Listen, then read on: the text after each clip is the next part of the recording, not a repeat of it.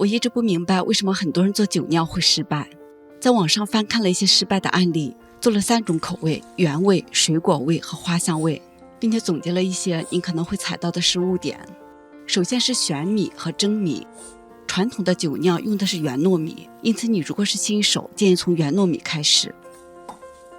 接下来是很关键的一步，米清洗干净后要浸泡3到5小时，让它们充分的吸水，再来蒸。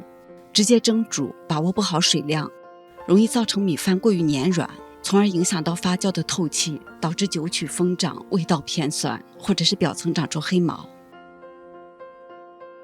中间出上几个小洞再来蒸，方便它们在蒸的过程中透气。水烧开后蒸30分钟。蒸米的时间，用热水把发酵所用到的容器和搅拌棒烫一下。容器如果有污渍或者是油渍，发酵的过程中会长出影响健康的有害菌。蒸好的米粒是这种透明且颗粒分明。接下来又是一个重点，如果你做水果味的酒酿，把水果切成颗粒铺在表层，再蒸5分钟。接下来是成败的关键点，蒸好的米要降温至30度左右，再放入酒曲。因为米的温度过高会杀死酒曲的活性，那么整个制作也就彻底失败了。有2种降温的方法，淋水法，直接在水龙头下把它们打散，这种方法一发时不用再加水。另外一种方法是把米摊开放凉后，再加入少量的凉白开，把米粒打散。通常1斤米要加200克左右的水。如果是用干桂花或者是玫瑰花做花香味的酒酿，不用蒸，米放凉之后拌入米中就可以。带有水果的酒酿出锅后要快速的拌匀，如果冷却的过慢，米饭中的淀粉容易失水而老化，会影响到后续的糖化发酵。来看一下酒曲，我常用到的酒曲有安琪酒曲和手工植物酒曲2种。安琪酒曲做好的成品偏甜，手工植物酒曲的酒味醇香。这里需要注意的是酒曲的用量，依照说明书来使用，过多的放会使酒味偏酸。先用少量的凉开水把酒曲融化开，再拌入米饭中。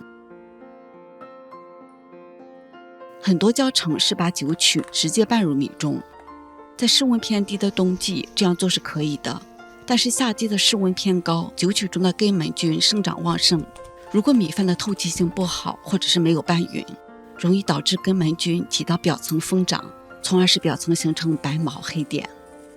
中间压个洞，给中心部分的米留出透气的空间。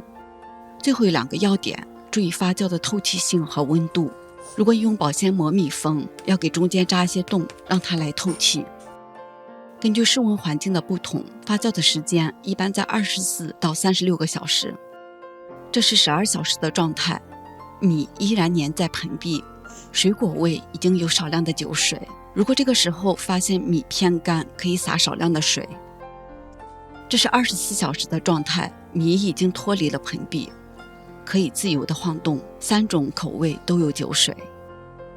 这是36小时的状态，酒水越来越多，并且米压下去可以很快的回弹上来。它的原理是酒曲中的根霉菌吃掉了大米中的淀粉，变成了糖和水，米变空了也就变轻了，开始粘在一起，浮在表层。这个时候就不能再放在室温下发酵了，需要移到冰箱密封冷藏2次发酵。如果你想要酒水多，在这里可以加少量的凉白开水，把米打散，密封后冷藏发酵3天左右就可以食用了。只要你严格按照上面的步骤操作，相信你一定能酿出满足自己口味的米酒。我是小敏，下期我们再见。